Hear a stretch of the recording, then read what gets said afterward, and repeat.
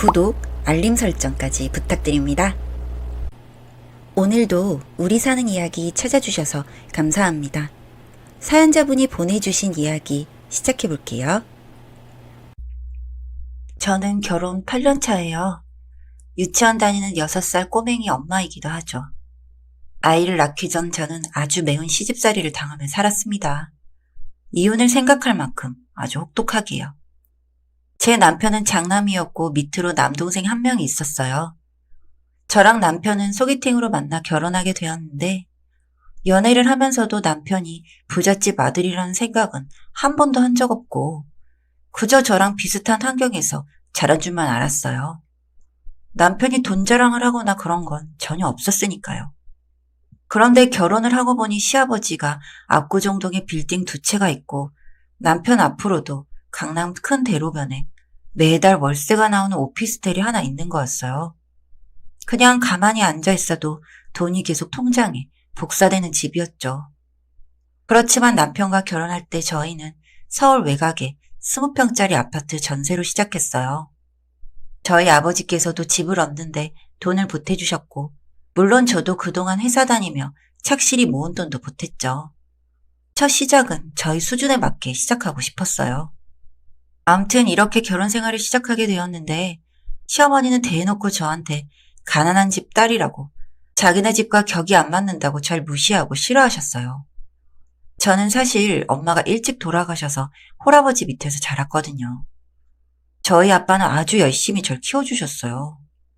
시어머니는 단지 자기네 집보다 가난하다고 저희 집을 무시하며 폭언을 서슴지 않으셨어요. 저랑 남편이 결혼한 뒤 1년 정도 지나서 시동생이 결혼하여 저에게도 동서가 생겼는데 동서와 저를 심하게 비교하셨습니다. 지가 우리 아들 옆에서 얼마나 버티나 보자. 카남뱅이 주제에 우리 아들 오피스텔 보고 들러붙었지? 쟤가 너처럼 우리 집이랑 격이 맞는 애였으면 얼마나 좋았겠니? 쯧쯧. 명절날 화장실에서 나오면서 동서와 시어머니가 하는 말을 듣게 되었어요. 눈물이 나오는 것을 억지로 참으며 다시 주방으로 들어가 음식을 만들었습니다.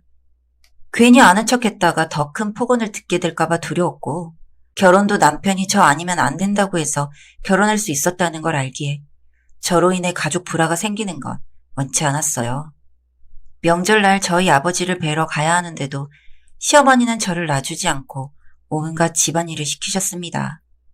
남편도 처음엔 자기네 엄마한테 뭐라고 하는 것 같더니만 이제 그런 일들에 지쳤는지 분위기가 안 좋아지면 자리를 피하더라고요.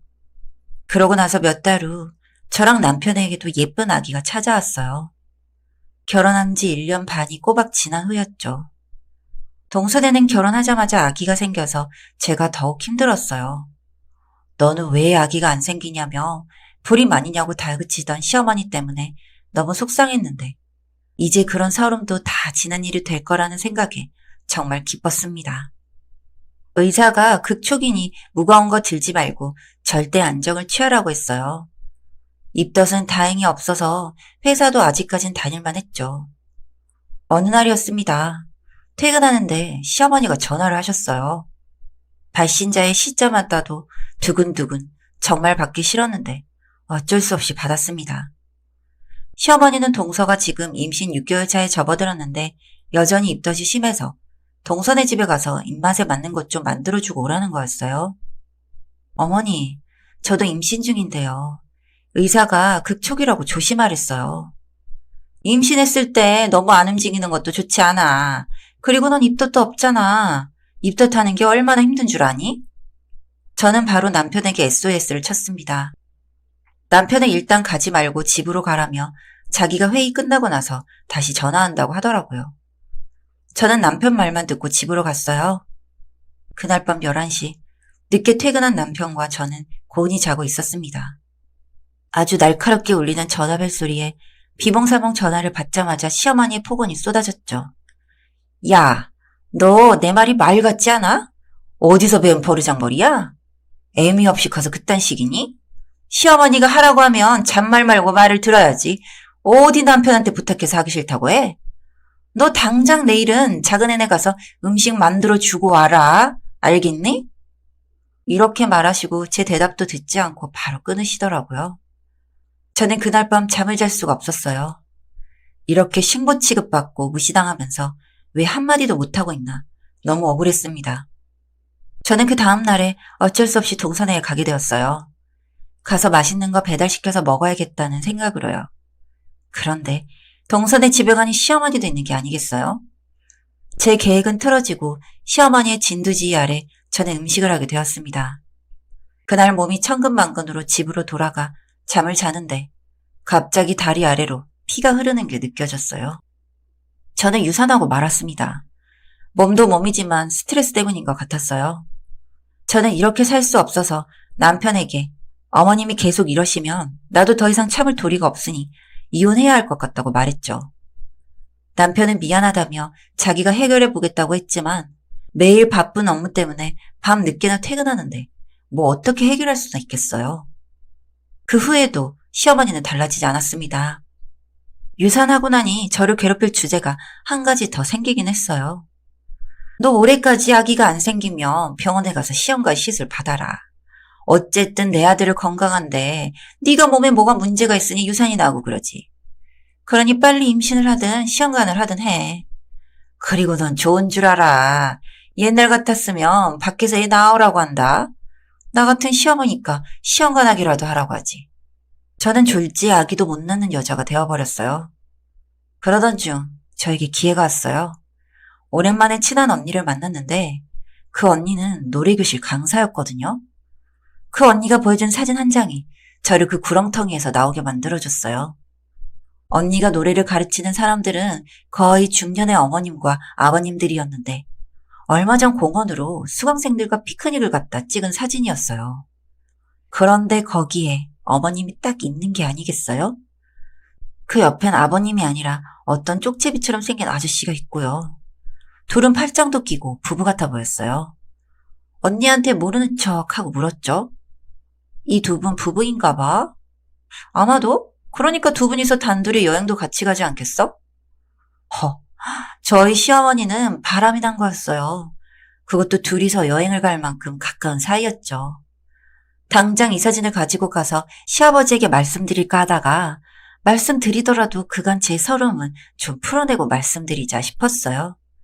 곧 시댁에 제사가 있어서 다들 모이는데 그때부터 어떻게 할지를 궁리했습니다.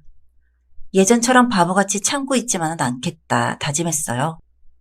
물론 그동안은 남편을 봐서 가정의 평화라는 이름 아래 제 속이 썩는지도 모르고 계속 참기만 했는데 이제는 그렇게 살지 않기로 했어요. 다만 이 약점을 잡았다고 시어머니를 협박하는 방법이 아닌 다른 방법을 쓰기로 했죠. 드디어 시댁 제삿날이었어요. 여느 때처럼 시어머니는 저를 주방에 밀어넣고 하루 종일 서서 일하게 만들었죠. 예, 넌 왜 이렇게 행동이 굼뜨니? 빨리빨리 좀 해. 어머니, 그럼 같이 해주시면 좀 더 일찍 끝나겠네요. 아님 동서도 오라고 하던가요. 이게 저의 첫 시작이었어요. 그간 바보같이 아무 말 없던 제가 이렇게 말하니 거실에 앉아 계시던 시아버지랑 저희 남편까지 다 쳐다보더라고요. 시어머니는 아주 경악스러운 표정을 지으시더니 말대꾸한다면서 쌍욕만 안 했지 험한 말을 계속 쏟아 부으셨어요. 저는 그 자리에 앉아 엉엉 울었죠. 저도 귀한 자식이에요. 저희 아빠에게는 눈에 넣어도 안 아플 딸이라고요. 어머님한테 이런 소리 들을 이유 없어요. 이렇게 울면서 말하니 시어머니는 더 이상 말을 못 이었고 남편은 주방으로 달려와 무슨 일이냐며 저를 데리고 나갔어요. 남편도 그간 제 서름을 모르는 바 아니었기에 그저 다독이면서 자기가 미안하다고 사과하더라고요. 사실 이렇게 말하는 건 그동안 했어도 됐는데 뭐가 두려웠는지 말 한마디 못했던 게 참 헛웃음만 나더라고요. 이렇게 쉬운 건데 말이죠. 제삿날 사건 이후에 몇 차례 더 이런 일들이 반복됐습니다. 있는 집 딸인 동서와 가난한 집 딸인 저를 대놓고 비교하실 땐 어머님이 속상하실 만해요. 아마 동서네 집에서도 속상하겠죠. 동서네가 어머님 댁보다 훨씬 낫잖아요. 돈으로 보나 스펙으로 보나 동서네 집 부모님은 아마 두 분 다 서울대 나오셨죠? 그런데 어머님은 아주 목 뒤를 잡으시면서 쓰러지는 흉내를 내시며 억울해하셨죠. 저보고 입이 어쩜 저렇게 살았냐며 당장 자기 눈앞에서 사라지라고 하셨어요. 저는 네네 그러면서 재빨리 나와버렸죠. 제 행동에 남편이 정떨어져 하더라도 이제는 상관없었어요. 그동안 아기까지 유산내면서 시어머니에게 스트레스 받았던 저를 이해 못 해준다면 저도 그런 남편은 필요 없거든요. 하지만 남편은 자기네 엄마도 이젠 정신 차리셔야 한다며 은근히 제 편을 들어주었어요. 다행히도요. 그리고 저는 여기서 멈추지 않았답니다. 시아버지께서 은퇴하셔서 집에만 계시는데 심심하신지 책을 좀 사다 달라고 하시더라고요. 그래서 시아버지를 모시고 놀이교실에 가기로 마음먹었어요. 그 노래 강사를 하는 언니에게 우리 시아버지를 모시고 간다고 하니 언제든 환영한다며 수강일과 시간을 알려주었거든요.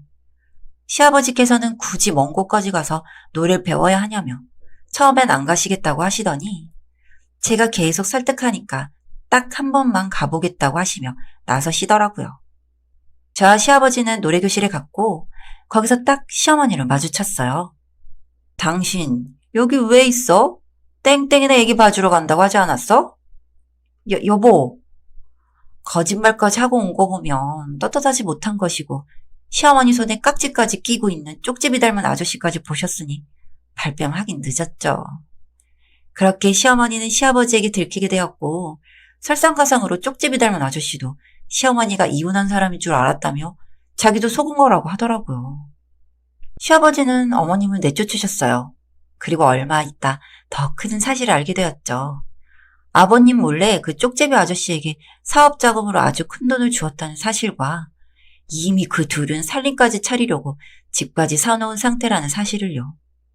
시아버지는 시어머니를 상대로 이혼 소송을 하며 빼돌린 돈을 찾아오려고 고소까지 하고 그야말로 진흙탕 싸움을 하시게 되었어요.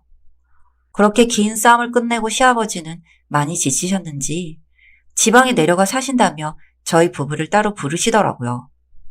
아버님은 저에게 봉투 하나를 건네셨어요. 시아버지 명의의 압구정동 건물 1층에 커피숍을 차릴 수 있도록 서류를 해주신 거였어요. 그간 시어머니의 폭언과 괴롭힘에 참아내는 저를 보며 무척 미안하셨다고 하시면서 앞으로는 좀 더 자유롭게 제 사업을 하며 살아가는 건 어떻겠냐고 하시더라고요. 저는 그렇게 시아버지가 주신 큰 선물 덕분에 커피숍 사장이 되어 시어머니로부터 떨어져 평화롭게 지낼 수 있었어요. 그러다 보니 저희 부부에게도 예쁜 아기가 다시 찾아왔답니다. 사람이 계속 힘들게만 살라는 법은 없나 봐요. 시어머니가 바람핀 걸 몰랐다면 전 어땠을까 문득문득 생각해요. 사실 그게 아니었다면 여전히 그렇게 스트레스 받으며 살고 있을지도 몰라요. 처음부터 시어머니는 제게 격떨어지는 못난이라고 말하면서 자꾸 저를 스스로도 그렇게 생각하도록 움츠리게 만드셨으니까요. 이제는 누가 뭐라고 해도 제 스스로를 귀한 사람으로 여기며 살려고 한답니다. 때로는 서운했지만 그래도 여전히 내 옆에서 힘이 되어주는 남편과 예쁜 아이와 함께 누군가의 말에 영향받지 않고 제 행복만을 위해 살아갈래요. 사연은 여기까지였고요. 우리 사는 이야기 시청해주셔서 감사합니다.